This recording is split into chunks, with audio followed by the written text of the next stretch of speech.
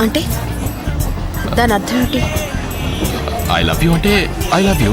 దాని అర్థం కూడా సరిగ్గా తెలియకుండా నీకోసం ఏమైనా చేస్తానని అర్థం.